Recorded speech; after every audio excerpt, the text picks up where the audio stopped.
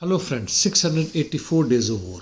Last few days we are witnessing a minor dip in the hostilities in the war field.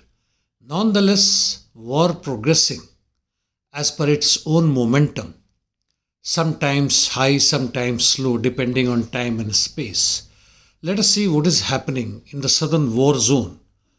On Kherson front, on the eastern bank of Dnieper River, nothing special to report, though the fight continues quite intensively, and more so from the Ukrainian sides who are using electronic warfare, long range artillery, and UAVs in high numbers.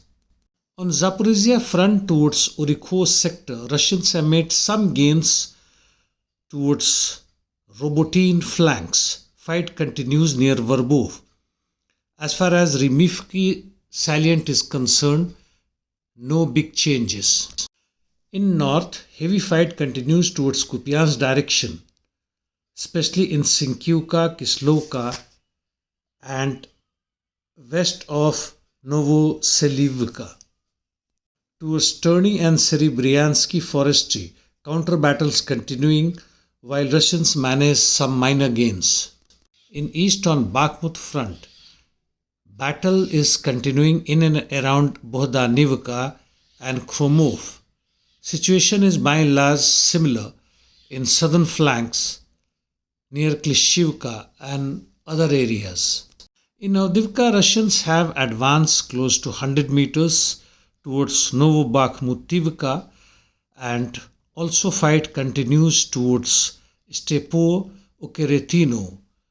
Russians have consolidated their position in the center of Stepo. In eastern part of Avdiivka, that is west of Kaminka, the pull and push continues, no gains for any side. Fight in the northeast side for the coke plant continues. In southern Avdiivka, the fight continues for the private sector. Towards Pervomaisky side, Russians have made some tactical success. No changes towards Vodyane. Marinka fight continues towards west of the city and in south towards Poveda and Novomikhailivka. No significant changes. Interdiction missions are quite heavy from both the sides as before.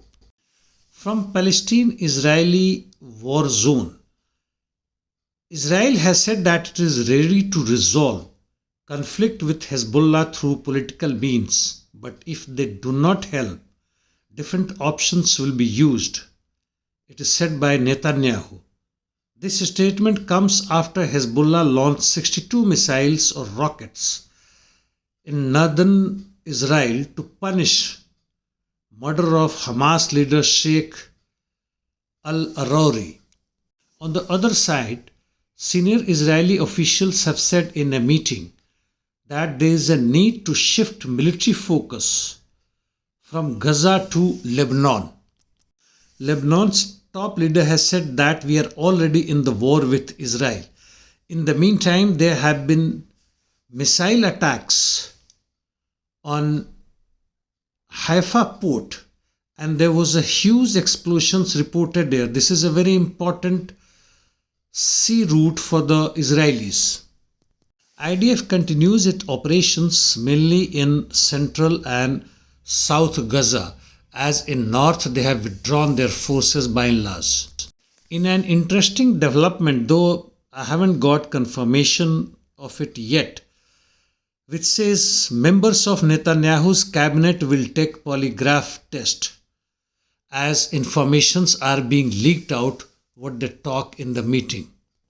Hamas and Hezbollah are continuing their offensive against IDF positions. An estimate on the losses of the forces says Israel lost 7,800, out of which 2,000 are killed, while Palestinians lost 23,000, where more than 11,000 have been killed. China has imposed sanctions on US 5 defense companies for arms sales to Taiwan, And in Germany, a survey says that 64.3% Germans would like to replace Chancellor Olaf Scholz with their defense minister.